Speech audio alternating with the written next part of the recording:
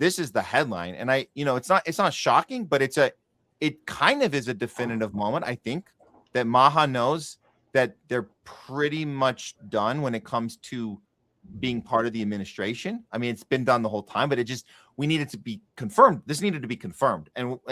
What better person to confirm that MAHA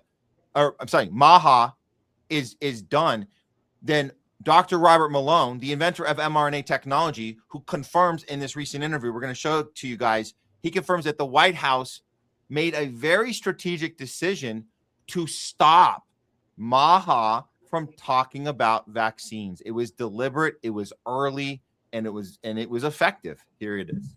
Been a big supporter of, whether or not this administration, but the work that had to be done there. We all know some people now that are in this government. There is a bit of a feeling like it's just same old, like no one, not even Donald Trump, but just we're watching Donald Trump bow down to Bayer Monsanto and is going to, put forward the Department of Justice for liability protection, just like vaccines have. So great, let's just find ourselves in 20 years fighting these same battles over pesticides and herbicides that are poisoning us, and we can't sue and we can't do anything. What is happening to the free market? What is happening to conservative values? There has been a strategic political decision that the MAHA coalition and the people that you represent are an inconsequential minority. They will not impact on the midterms. The midterms are a crisis, and the internal polling in the White House is that vaccine controversy is a losing issue at the midterm, and we just need to shut off all discussion. I mean, how can you have Bobby on Joe Rogan and the word vaccine never escapes his lips? That's a tell. Okay. Yeah. That's where we're at. Is you all in your constituency, I've been thrown into the bus. You've been thrown into the bus big time. Do you feel like that's coming from Trump personally, or just the people around him? I mean, because I I think it's coming specifically from the West Wing. It's a political calculus decision, like everything. And what you've got now is the politicos and their obsession over polling has come to dominate the political decisions being made in the Trump administration. I think they're making a huge mistake. They're destroying a key constituency, and maybe it is only 2%, but it is a swing 2%. We all are being treated with disrespect. So it's far more than 2%. Far more. It's far more than 2%, and I think that Dr. Robert Malone is not being an honest actor here, because his job is still to call it a mistake. And we know it's not a mistake. It's 100% on purpose. This isn't bad strategy. This isn't Dr. Robert Malone. Can you get into the next meeting and change their mind about how they function and how they're going to win the next election if they do these dumb moves? It's not stupid.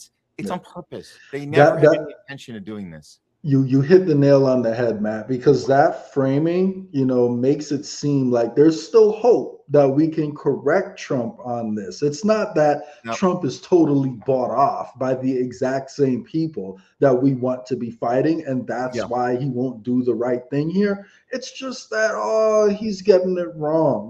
He thinks it's not a swing issue. And also think about the ramifications of that, right? He's saying that whether or not we decide to take poison off the market and to actually make sure medicine and vaccines are safe moving forward depends on whether or not it's a popular issue, not whether or not it's the right thing to do. What else does that say about Donald Trump? Even if you took his word, which we know isn't true, but even if you took him at his word, it still shows you that you're dealing with someone who has no moral compass, someone who doesn't care about the actual voters that he's supposed to be representing. That's if you take what he's saying at face value. But the truth is, we know, Matt, that in his first term, he assembled a panel that was supposed to look into vaccines. He was going to have RFK Jr. leading it, and then Pfizer came in and changed his mind with a paycheck. So, and then he disbanded the whole vaccine advisory board that he was supposed to be assembling. So this has been the same pattern since his first term. And the whole point of getting RFK Jr. to join the campaign is the exact same point that Bernie served in the Democratic elections. He was a sheepdog It was effective.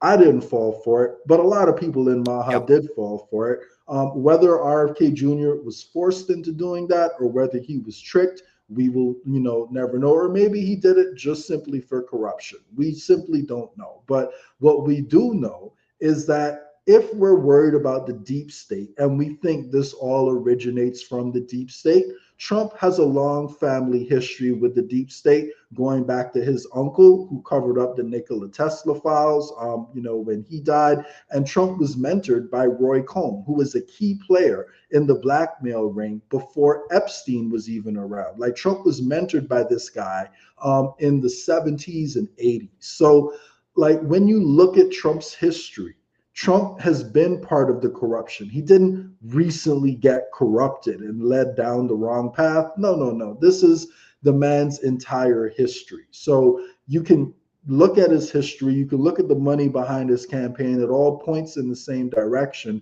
But if you just focus on his campaign rhetoric and what some people around him have said, then it may be a little easier to manipulate folks and make some 5D chess argument. But like, the truth is, since RFK has gotten there, the best thing he's done is the two best things he's done is to, restructure the food pyramid, which I think was actually a good thing, and to, restructure the vaccine schedule. Now, apparently, a judge has actually struck that down. So there's questions on whether or not the changes he's made will have a lasting impact, or if They won't. just be reversed. I'll save you the read of the book. They won't. That's But the point. He goes in, he does the thing, and then they undo it. That's all. And then Exactly. That is the not pattern we've seen in the past. And my question is, he's fired all these people at the NIH and CDC, but what has he done to actually correct the path long term moving forward? And what he brought in new venture capitalists with new pharma companies that we hadn't heard of, that they also want a piece of the pie.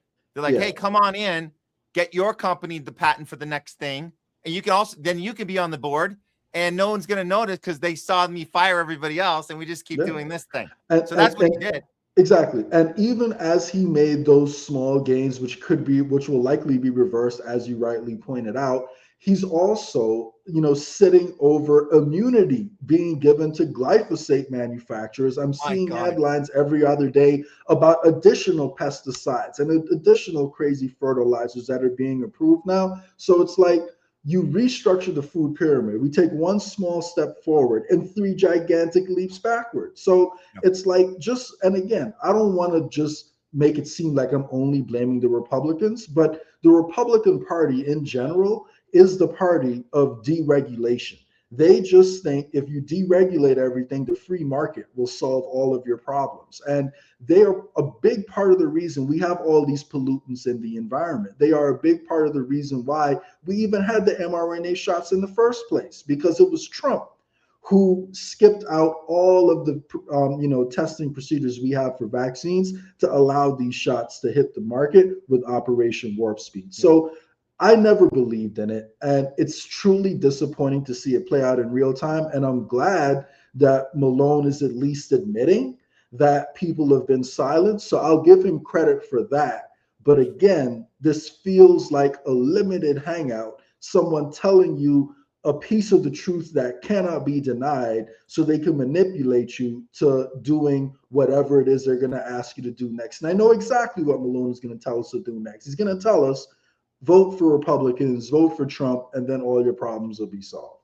Can we just say here, we should look, the word mistake should be a red flag for all of us. When people use the word mistake, they're running cover, okay? When they're talking about someone else, unless they're saying it about themselves, I made a mistake, and that's worth something. But when somebody goes to bat for someone else and says they made a mistake, it doesn't mean shit. It actually is having the opposite effect. It's sending you a message that they effed up and they're going to correct it if they were just told about it. And that's not true, because the only time people that it's a real mistake is when they say we effed up, we're going to fix it. And you're never going to hear that.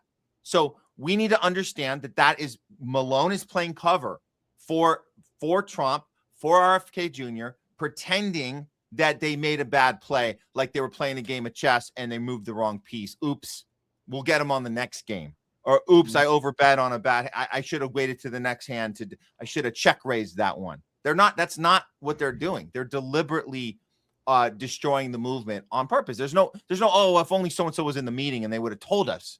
We're just so stupid. We didn't know. I thought you guys wanted Larry Ellison at the White House on day 2. I thought you wanted Pfizer CEO getting these big opportunities to invest in Trump RX. No, we told you to put him in jail. That's what not give him an investment opportunity. So it's like, what the F, man? People are responding on their own, though. MAHA or no MAHA, it's very clear that there's a massive skepticism when it comes to Pfizer getting people to sign up for trials. We know this, and I think that's a good thing. We need some of this to happen. It looks like, yeah, they're it looks like, let me go to the top here. Yeah, Pfizer has to halt the COVID shot trial because they can't find enough test subjects willing to take another booster shot. Probably because many of those seeking their 6th booster are now dead or disabled, and the remaining have woken up to their extreme dangers. Yeah, that sounds about right. Well, here's another one here from, and this is Nicholas Hustler, who's been doing a great job on reporting on this the medical freedom movement side of things. Let me just grab this one. Here we go.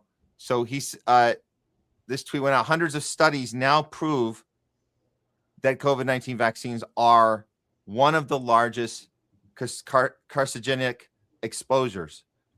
They increase your risk of 7 major cancers based on 2 landmark studies involving 8.7 million people. The CDC data shows over 138,000 excess cancer deaths in the U.S. since 2021. And I have to tell you, Jay, I found out something I didn't consider when Craig Pasta and I had a little debate panel on COVID earlier this week.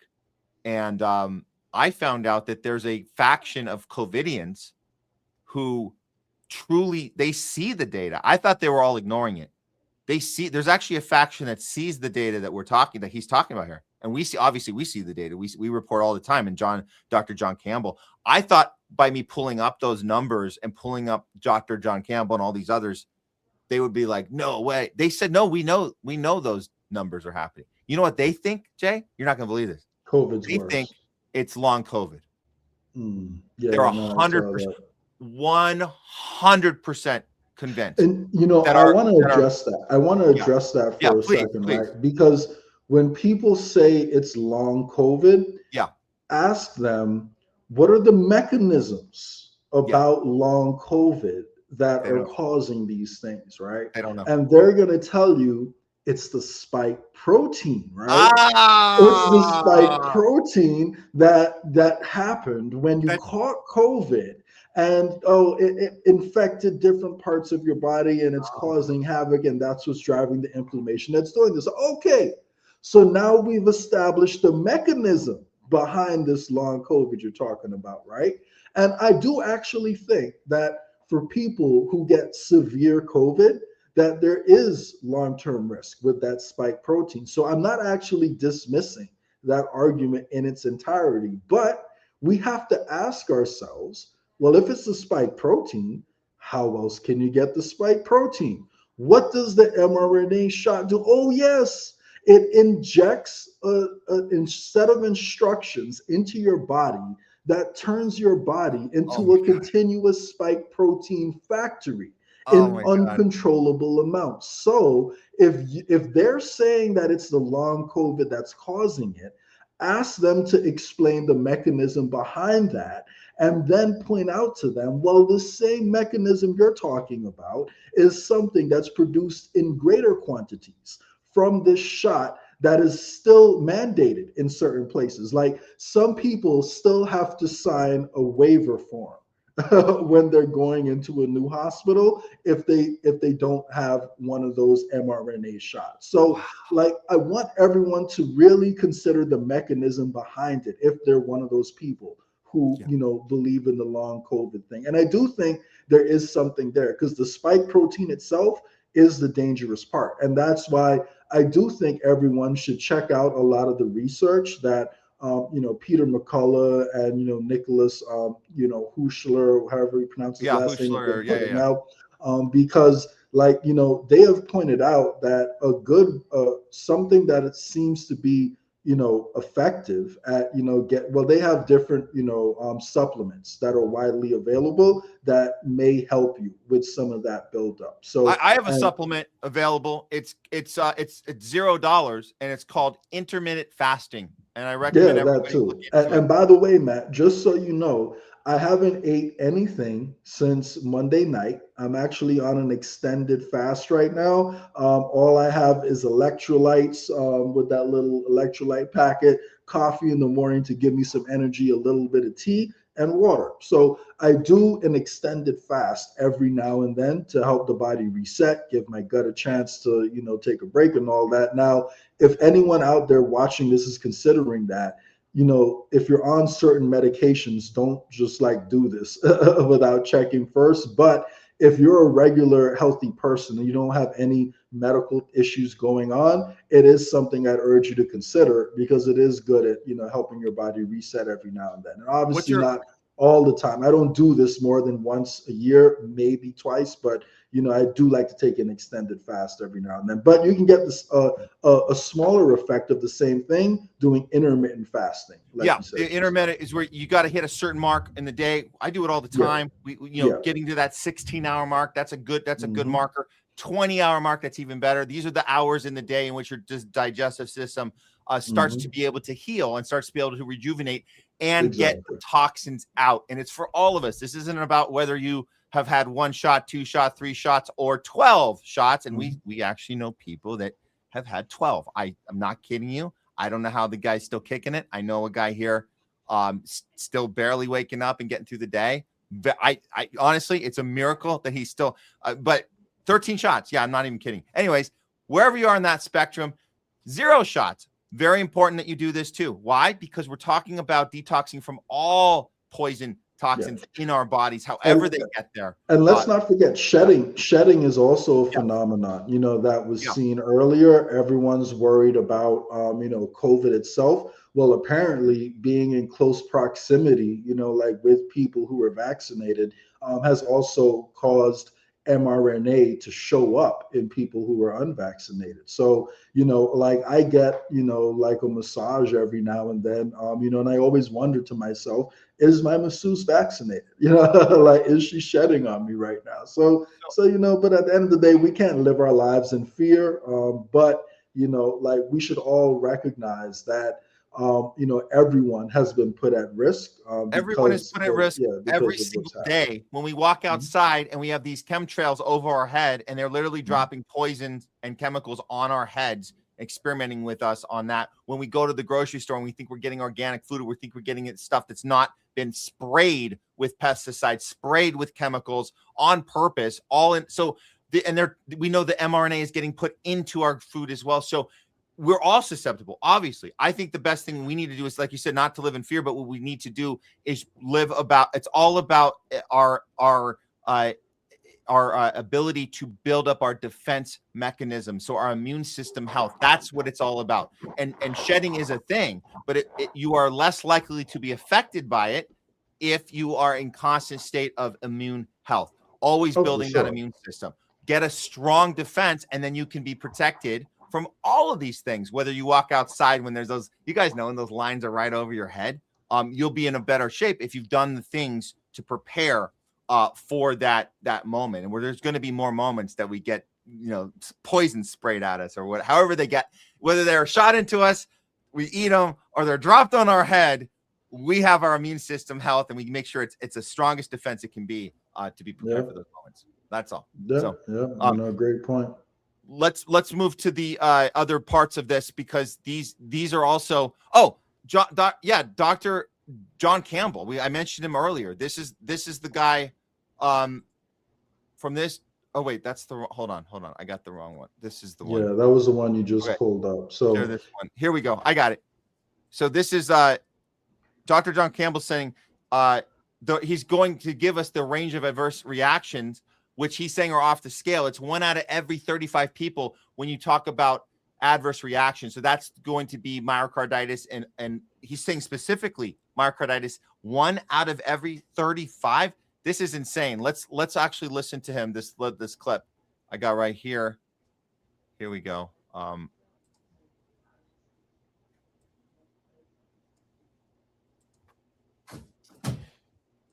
So 1 in 35 participants, 1 in 35 recipients, rather, 1 in 35 who received the booster vaccine had vaccine-associated myocardial injury. I'm just going to read that out again. 1 in 35 people who received the booster had vaccine-associated myocardial injury. This is a range of adverse reaction that is off the scale in healthcare, off the scale, and yet, in New Zealand and other places, it's still being actively and unethically, some might say, promoted. This is just off the scale risks, off the scale completely. The only way you would take this kind of risk in healthcare, if the alternative was certain death. Otherwise, you just certainly wouldn't. We just don't take this level of risk. It's just complete madness. What has happened here? Yeah, and just to clarify, he's speaking about a Swiss study that recently came out where they were looking at people's hearts after taking the booster. So this isn't people who've only taken the 2 original shots. These are people who've taken the 2 original shots and then gone on to take more like the booster, et cetera. And just to clarify, I know the paper said there was a myocardial injury. So I don't know what the quote unquote actual threshold is for myocarditis. Yeah, so what constitutes an injury? What constitutes myocarditis. So I don't know if the person who came up with the tweet, has double checked that part, and there may have been ever so slight exaggeration on whether or not it qualifies as myocarditis, but the underlying point is valid. The underlying point is that if you're having a heart injury, and the heart is arguably the most important organ in the body that cannot be repaired because heart tissue does not repair itself.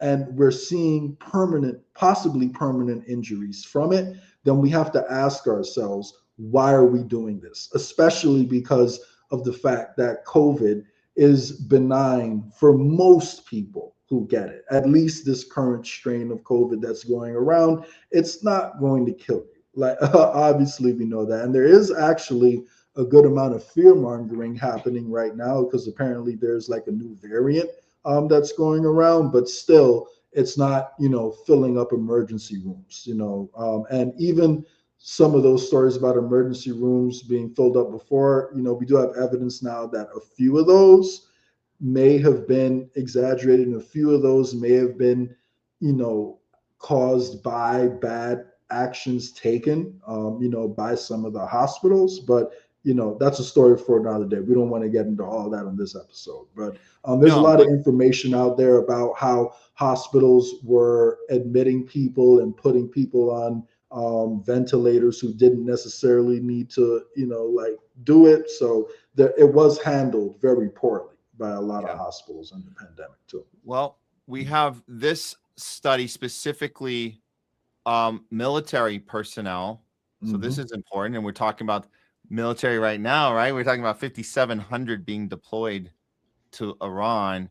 But this study says half of COVID vaccinated military personnel suffered subclinical heart stress. That's 49% of healthy troops in a study experienced a below 50% surge, above 50% surge in NT-proBNP after That's 2 mRNA shot. injections. Two shots, a key maker of cardiac stress. So the military was mandated, just to remind you guys, they were mandated to take this. And there's the test. If you didn't take it in the military, they had forceful ways they did that to you. We saw some of those videos that come out where they were holding people down and get all these military guys just they were screaming and they're just like, stay put. We're gonna force our way. And of course they were trained to do that because that's what they were in combat mode. You might as well turn on your own teammates and say, that's an order, sir. You take the shot. That's an order. It's like, yeah, that's what a mandate is. That's why we fight against mandates. It's interesting when you see it in real time, like with military guys doing it, because you're like, whoa, that seems a little rough. Like, yeah, that's what a mandate is. We're literally going to hold you down and force you to do something you don't want to do. That's what a lot of people were for, right? They were like, yeah, you should. That's, you should. Why should you have a choice? Right? You can do it like that by force or by threatening to take away someone's livelihood. Like there's a lot of jobs where it was mandated where they wouldn't force you down and inject it in you, but if you wanted any chance, at continuing to work your job, then you had to take it. So like I'll never forget, I was looking for a job during the pandemic and I turned down one opportunity because they told me that if I wasn't vaccinated, I would have to sign up for getting one of those tests stuck up my nose every single week. And then we find out that a lot of those testing things that they were doing on people were actually contaminated too, and were putting a bunch of poisonous shit, like inside their body. So man, am I glad that I didn't sign up for that. So they have several ways of forcing you to do it with mandates. But I remember seeing those videos you're talking about, Matt, and sometimes it meant literally pinning people down and like injecting them with something they don't want. So well, here's another way they like to teach people a lesson who say no, and they particularly did this to doctors. This doctor was fired for reporting on adverse events. Wow, let's check this one out. Grab it here. Okay, here we go. Was fired for reporting COVID vaccine adverse events under the emergency use authorization to the VAERS system, which is the vaccine adverse event reporting system. I was required to do this by law, and I whistle blew on my organization on the Highwire show with Del Bigtree. I also did a little piece for the New York Times. This was when the mandates were coming down, and they asked me why I wasn't getting the COVID vaccine. And I talked about all the side effects and the suppression of the reporting that was going on. 2 weeks after, without warning, I was surrounded in the middle of my shift. I had been actively seeing patients on the floor. They surrounded me and then literally threw me out of the hospital. Patients were abandoned that day because I was supposed to go back and see them for discharge, and they don't know what happened to me. I was fired for reporting COVID adverse event. I mean, that's just insane, right? I mean, this is wow. This is when people talk about the VAERS reports, and like when you mention those, they don't want to even look at that information. They want to deflect, and then you say, well, not only should you look at the VAERS report, you should also look at the fact that how many weren't reported. And we know that statistically, you're only going to get 1 out of 10 normally. But with COVID, we know it was far worse than that, because you have these situations where people are pressured and doctors fired in this case, but people pressured not to report. So when we get a number as large as in the hundreds of thousands, you're like, wait a minute, the ones that got through, that's quite a feat. When this type of stopping people, of restricting, of bullying, of firing, of maneuvering, and not allowing that data to even be entered. It's wild, Jay, because you think, what if all of them were allowed to be reported? How many would we actually have in VAERS? Well, these studies we're seeing now are giving us a better idea, because they're going back and they're looking at, the effect it's had on at least the survivors. So, but it would be even higher, because let's not forget, there were likely people who reported an event, maybe, like it didn't get filed properly, and then that person died.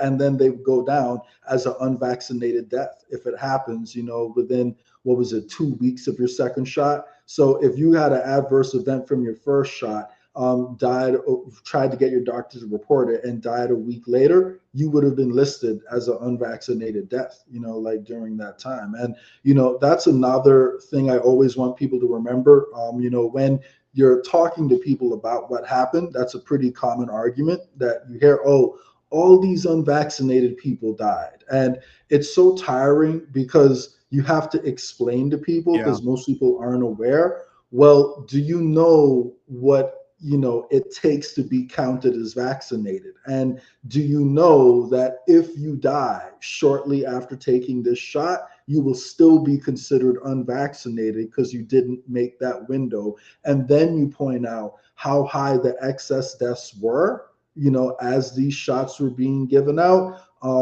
There's a direct temporal correlation that's been proven many times. So, like at the end of the day, it's so sad seeing, what happened. So we not only do we need to figure out how to correct it so it doesn't happen again moving forward, we really need justice for what happened during the pandemic. And it's just never been possible to get it from the Trump administration because Trump would be part of that. Like, he was the one who approved Operation Warp Speed. Operation Warp Speed. Yeah, he was the one who gave the emergency use authorization, which was clearly illegal at the time, because one stipulation that has to be met is that there are no existing treatments that can actually help the disease in question.